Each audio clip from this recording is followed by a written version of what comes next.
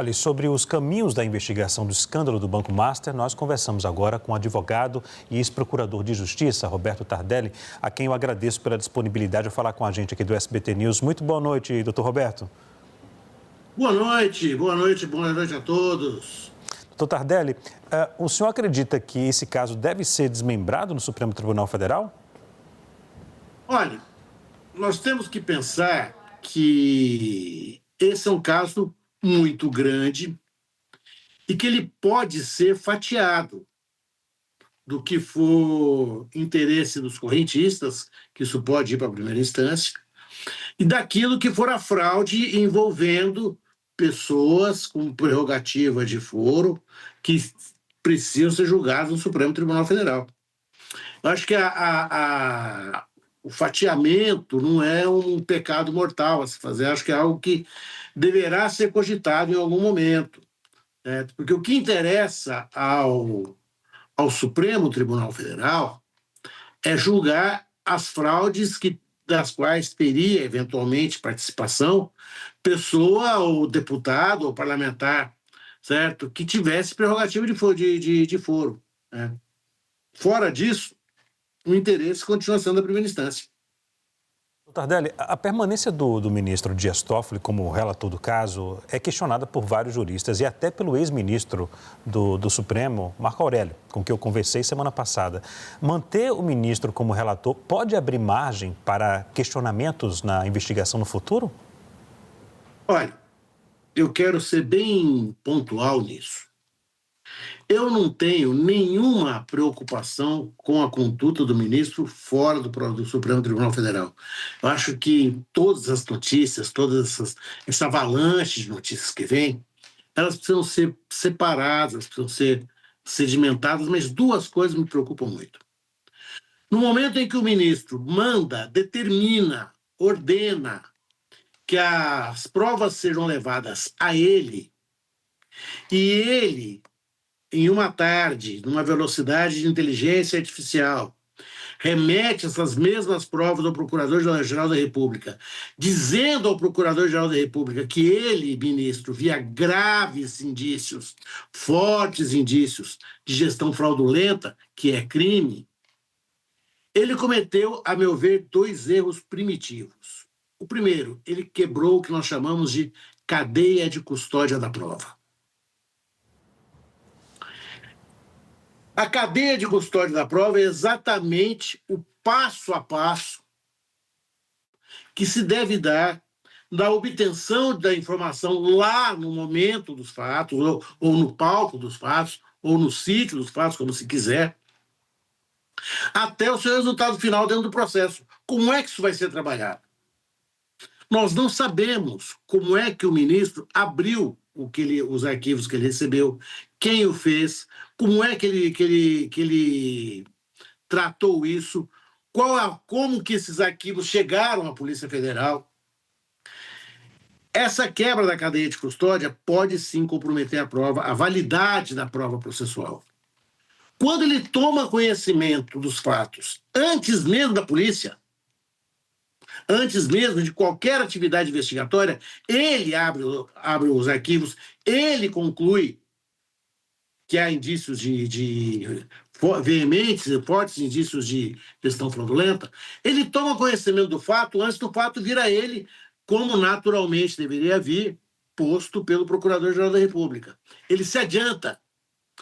Esse adiantamento pode e deve gerar uma situação de impedimento. Ele perde a isenção de julgar.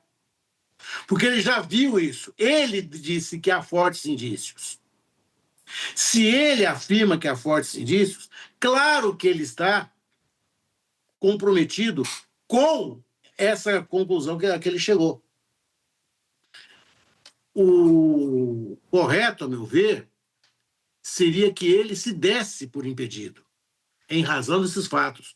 Não por suspeito, não por outra coisa. Olha, eu estou impedido porque eu tomei conhecimento. É como um juiz que vê, por exemplo, um acidente de trânsito, um atropelamento. Ele assistiu àquele atropelamento, ele presenciou aquele atropelamento. Como é que ele vai julgar aquele atropelamento? Ele não tem condições de fazer isso. Por quê? Porque o julgador precisa ter equidistância entre as partes. O que significa essa palavra tão difícil? Ele precisa estar isento, ele tem que dar a mesma relevância às partes em conflito. E isso não vai acontecer a partir do momento em que ele toma conhecimento de tudo, antes de qualquer outra instituição de investigação. Também não é,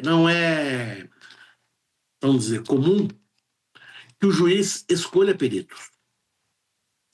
O Instituto de Perícia, ele é composto por peritos, todos aprovados em concurso público e todos com expertise, muito embora os peritos que ele tenha escolhido são peritos reconhecidamente bons, nacionalmente conhecidos. Mas ele tratar de qual perito deve fazer aquela pesquisa, ele acaba se comportando como parte. Ele deixa de ser o juiz para ser, por exemplo, o acusador. Não dá. Eu penso que o ministro, com todo o respeito que eu tenho a ele, está impedido, sim, para continuar no caso, e ele desgraçadamente quebrou a cadeia de custódia da prova. Doutor Tardelli, diante desses pontos, desses elementos que o senhor agora levantou, como é que o senhor vê a atuação da PGR, da Procuradoria-Geral da República, do Procurador-Geral Paulo Gonet? A Procuradoria-Geral da República ele não tem ascendência sobre o ministro, sobre o juiz. Não adianta ele chegar e dizer para o juiz, olha, você está impedido. Ele tem que reconhecer esse impedimento. Olha, eu estou impedido. Porque no momento em que isso for ser julgado, isso vai ser claramente levantado por qualquer defesa, por qualquer advogado que o fizesse. O Procurador-Geral da República, ele faz a acusação. Penso eu que ele deve estar até preocupado com isso, mas ele não pode, Procurador-Geral da República, dizer o seguinte, eu vou tomar providência aqui, eu vou afastar esse ministro. Não está na área de atribuições dele fazê-lo. Ele tem que jogar o jogo. Doutor Tardelli, deixe-me agora chamar a nossa Basília Rodrigues, a nossa analista lá de Brasília, que tem uma pergunta a fazer também. Basília, por favor.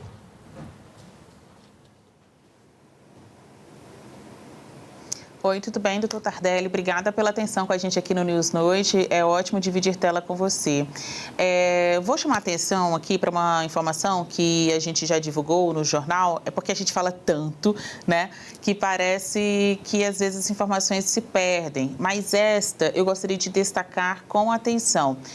Quando a gente trata de desmembramento de casos, não necessariamente tudo vai para instâncias inferiores. Há uma hipótese de que parte do processo possa ser redistribuído dentro do próprio Supremo Tribunal Federal, só que para outros ministros. A gente trouxe essa apuração aqui há algumas semanas, aqui no SBT News, sobre essa possibilidade de desmembramento, que parece crível, né? Vai acontecer de fato, mas para que lado isso vai? Desce no elevador do judiciário e vai para as instâncias inferiores ou só transita dentro do próprio STF, indo para outro gabinete? Levando em consideração tudo que a gente já conhece até aqui, doutor, do caso e também as ilações, juntando fato com impressões de que outros políticos possam estar entre os citados, qual a aposta que o senhor faz? Para onde vai esse caso? O ministro Dias Toffoli é aquilo que a gente chama de juiz prevento. Tudo o que disser respeito às fraudes do Banco Master serão a ele direcionadas. Tudo. Porém, aquilo que se desdobrar do Banco Master e não for relativo a essa gestão fraudulenta, pode ser distribuído livremente para outros ministros, desde que haja, evidentemente, ali envolvimento de pessoas com prerrogativa de foro. Em outras palavras, parlamentares federais, senadores ou deputados. O que a gente tem que entender, para que não ocorra o que ocorreu na Lava Jato, por exemplo, certo? Acontecia o cachorro fazer xixi no posto de gasolina da Petrobras, lá em Mossoró, e o competente era o juiz de Curitiba, né? Isso não pode acontecer mais. Isso não vai mais acontecer. Aquilo que for relativo estritamente à fraude do Banco Master pertencerá, enquanto assim estiver com ele, ao ministro Dias Toffoli. Aquilo que resultar de outras investigações, de outras apurações, de outras descobertas, deverá ser distribuído livremente a outros ministros. Pode até também cair com ele, porque ele não está excluído desse rol de distribuição. Aquilo que não disser respeito à fraude, não há por que permanecer no Supremo. Senão vai virar um processo infinito, um processo ciclópico. Pode ir para a primeira instância para apurar, certo, a situação dos aplicadores, dos investidores do banco. Nós temos que separar essas duas coisas, querida Basília. O que é do núcleo da investigação do Banco Master e aquilo que puder dele, e parece que muita coisa está surgindo, né? Cada hora que puxa uma pena, sai um galinheiro, sai um estábulo, sai um elefante, muita coisa vai ser distribuída livremente. Doutor Tardelli, agora, manter o sigilo integral sobre esse processo é um procedimento adequado diante de um caso que envolve o sistema financeiro ou não? Diante dessa sombra de dúvidas e de questionamentos da relatoria, esse sigilo, ou pelo menos parte dele, o que não envolve pessoas com foro privilegiado, deveria ser derrubado? Olha, o sigilo a gente tem que trabalhar com muito cuidado. Não pode haver sigilo para os advogados que estão trabalhando no processo, evidentemente que não. Eles precisam, eles têm o direito de ter acesso a tudo que ali aconteceu. Todavia, pode ser que exista informações absolutamente delicadas que não podem vir a público por questões da própria investigação. Nós não estamos falando de gente muito pobre, nós estamos falando ao contrário, nós estamos falando de um extrato minoritaríssimo da população que tem amplo poder de locomoção, tem amplo poder de mobilização de mídia. Tanto é verdade que há uma investigação da Polícia Federal no sentido dos influenciadores que nada teriam a ver com a história, com a economia e que, de repente, passaram a defender o antigo dono do banco. O que nós temos que entender é o seguinte: esse sigilo não pode ser um sigilo imposto por vontade do juiz, pura e simplesmente. Ele só tem sentido quando é para proteger vítima, testemunha, perito ou fatos extremamente sensíveis. Não é uma escolha caprichosa do juiz. Ele é regulado em lei. E nós não sabemos o que tem nesse inquérito para que a gente possa dizer sim ou não. Me parece que é um inquérito típico em que muita água vai rolar, muita gente vai passar nadando nessas águas revoltas embaixo da ponte. Talvez por isso o sigilo imposto. Basília? Eu gostaria de tratar, doutor Tardelli, sobre nulidade das provas, né? Quando as provas são consideradas nulas, ocas, não servem, não podem ser utilizadas. A gente passou, no Brasil, por uma fase de muita anulação de operações da Polícia Federal. Digo assim, nos idos de 2015, 2010, várias operações da PF, me veio à cabeça aqui Satyagraha, acabaram sendo jogadas por terra.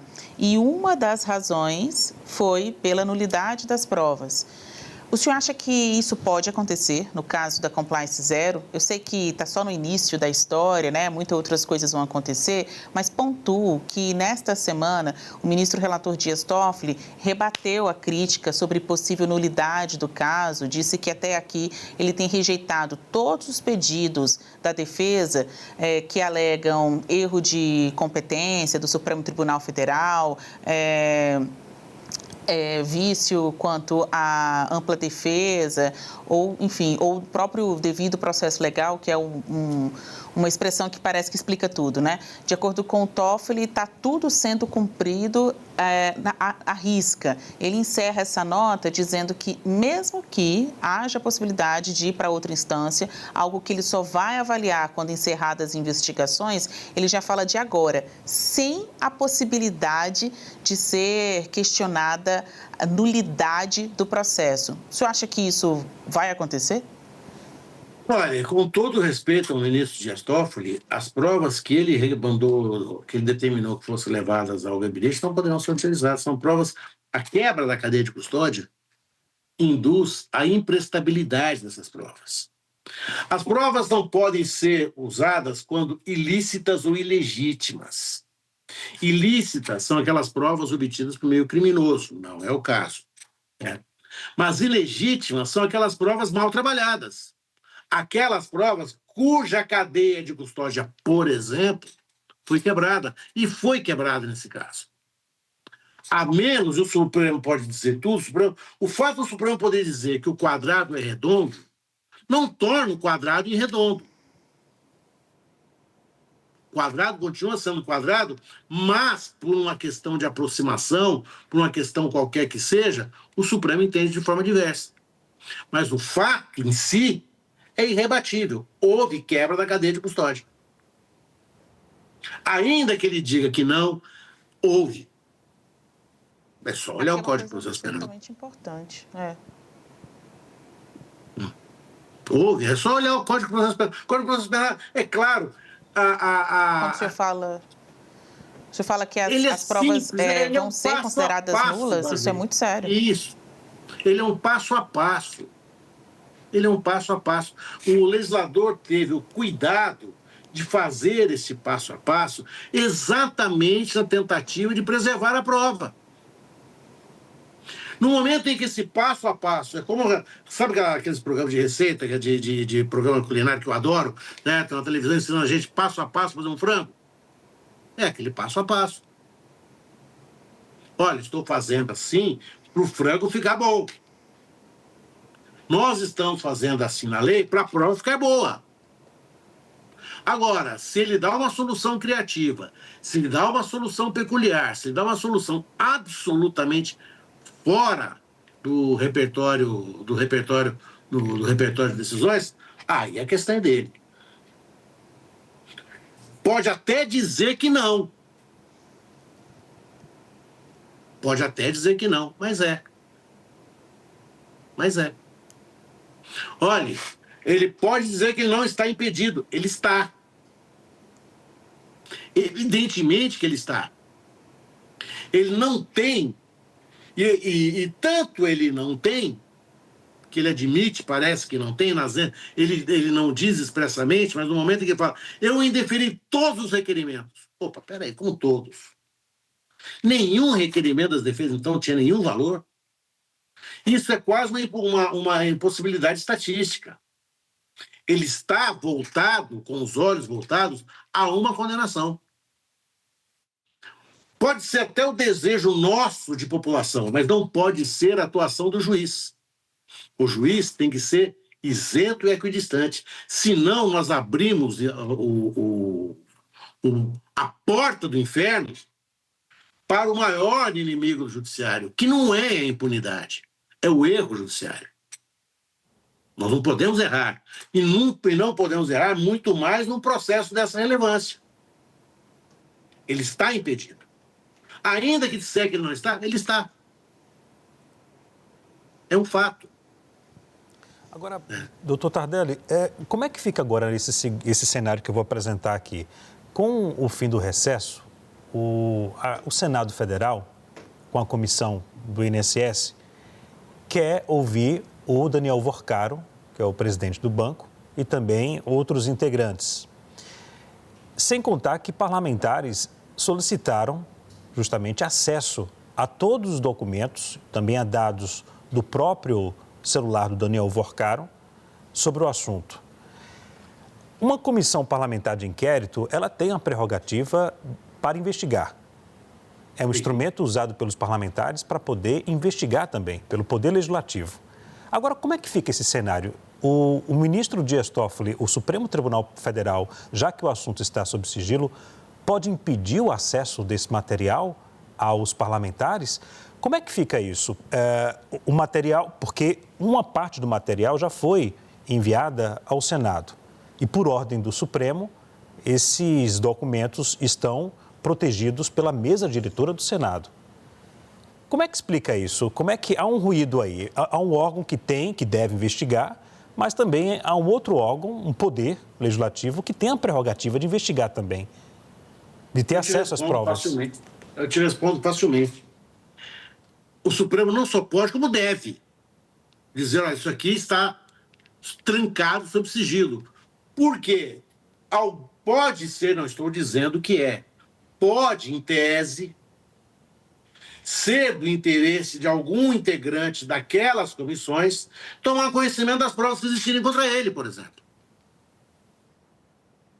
É uma maneira que se tem de passar Tem contatos políticos. um elefante por baixo da porta, dentro do envelope, como diz aquela piadinha, certo? Olha, nós vamos instaurar aqui, a gente vai requisitar tudo do Banco Master, certo? Para que a gente possa ver quais provas estão aí. Há provas que podem interessar a quem esteja requisitando. Essa incompatibilidade permite ao Supremo fazer o seguinte, olha, nós não vamos permitir isso agora. Nós não vamos fazer assim.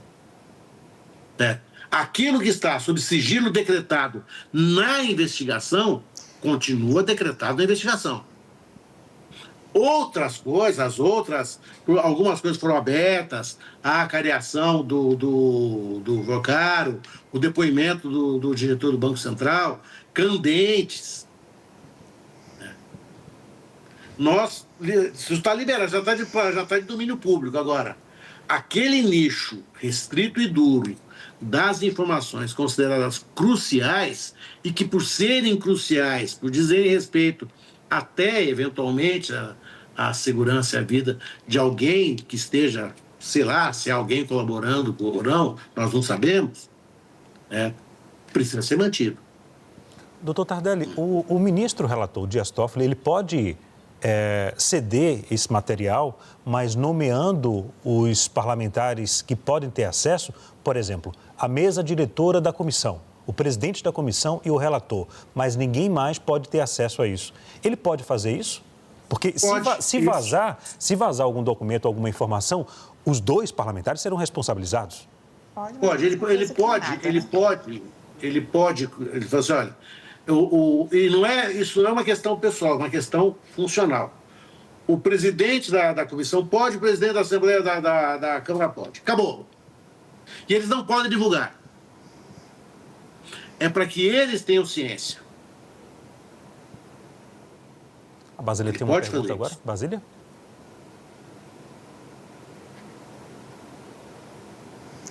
Não, que é uma história super interessante, né, intrigante, porque o STF, por meio do Dias Toffoli, decidiu, é sigiloso, não vai liberar agora. Como o senhor muito bem colocou, o grosso da investigação, o que tem ali de informações que tiveram o sigilo quebrado, né, troca de mensagens, ligações, sigilo bancário fiscal, é muita coisa aí proveitosa para uma investigação qualquer que seja. Está lá em sigilo no STF. Quando houve compartilhamento com o Senado, né, a CPMI do INSS, por alguns minutos ali, alguns senadores conseguiram acessar, mas depois todo esse material foi retirado porque o bloqueio foi imposto. Só recapitulando aqui, porque eu sei que esse assunto está todo dia na mídia, mas às vezes algumas pontas ficam soltas, né? A gente virou o ano, continua no mesmo assunto, mas vai que as pessoas esqueceram alguns temas aí. Doutor, eu queria lhe perguntar o seguinte, há um pedido ou uma tentativa de integrantes da CPMI, do INSS, de aprovar o depoimento de ministros do Supremo Tribunal Federal. Eu, como jornalista, que há 18 anos faço essa cobertura de judiciário e política, nunca vi isso acontecer. Integrantes de um poder ir no outro, prestar esclarecimentos. Para além da liturgia, há até um impeditivo legal nesse sentido. Há ali o próprio regimento do Congresso Nacional impõe limites para a atuação das comissões parlamentares mistas de investigação. Tem que ter um objeto determinado, tem que ter um período de funcionamento, mas não pode sair atacando por meio de requerimentos, até pode fazer um requerimento, mas ele não vai ser aprovado, integrantes de outros poderes. Então, assim, essa é a visão da Basília jornalista, analista de política, mas eu quero que o senhor, pela sua experiência no Ministério Público, em comentários políticos fartos aqui, no SBT News especialmente, eu queria que o senhor explicasse para o público. É possível a CPMI do INSS ou qualquer outra CPMI aprovar um requerimento para que ministros do Supremo Tribunal Federal vão até lá depor? Mas nem, certo, nem, por uma razão básica, Basília, básica. O juiz é proibido de falar publicamente sobre o caso em que ele está funcionando. O juiz não pode falar. O juiz pode falar de outras coisas. Vamos lá discutir futebol, vamos discutir culinária, vamos, mas ele não pode, ele é impedido. E, portanto, convocá-lo é uma grosseria do tamanho, certo? Não sei nem de que bicho a gente está falando, de um dinossauro, sabe? Convocar um ministro ou qualquer juiz. Olha, eu quero que o senhor fale sobre o caso da sua... Não posso falar. Eu sou proibido de falar sobre o caso. Por quê? Porque ele não pode adiantar decisões. E todas as decisões que ele eventualmente já deu, por uma questão que está no artigo 96 da Constituição Federal, ele é obrigado a motivá-las. Então está lá as razões pelas quais ele decidiu. A convocação do juiz, do ministro, para uma CPMI é o que eu vejo como algo, desculpe, cômico, até burlesco, assim, sabe?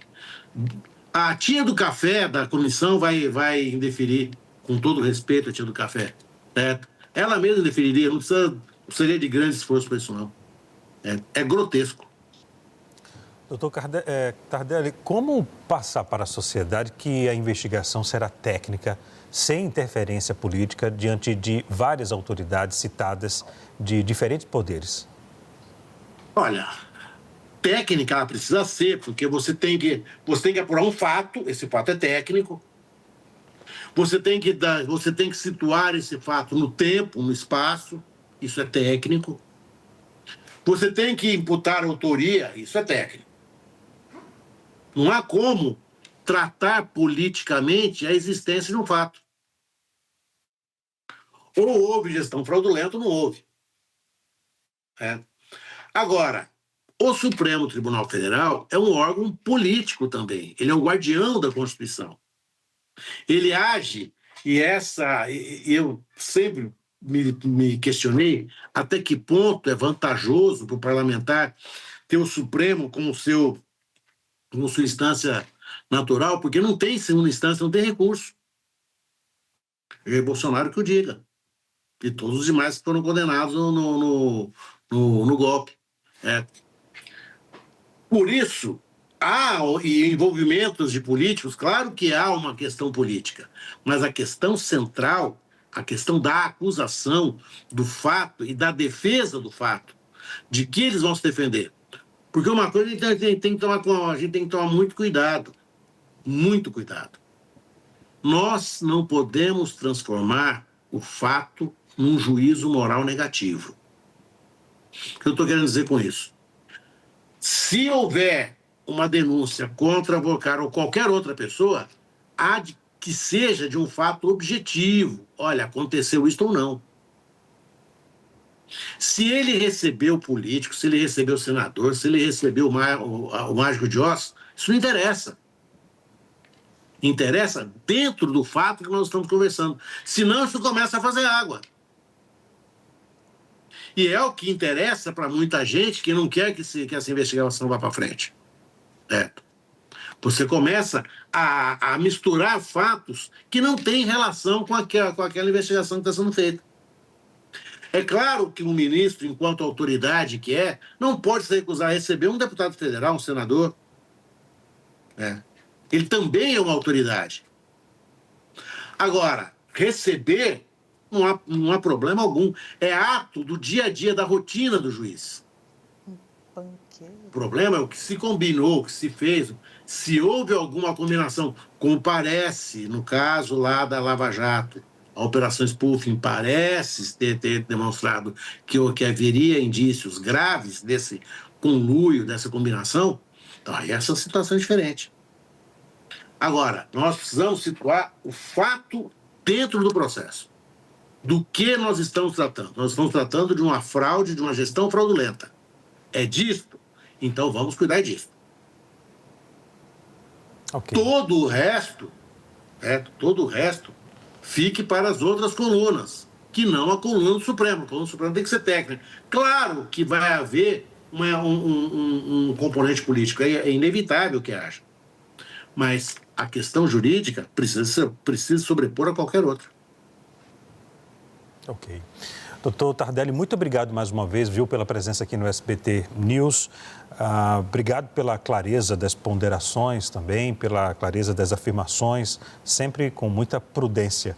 Obrigado pela participação, uma boa noite e um bom final de semana. Muito obrigado, um bom final de semana a todos e a todas. Muito obrigado, passem bem. Grande abraço. Obrigado também a Basília Rodrigues.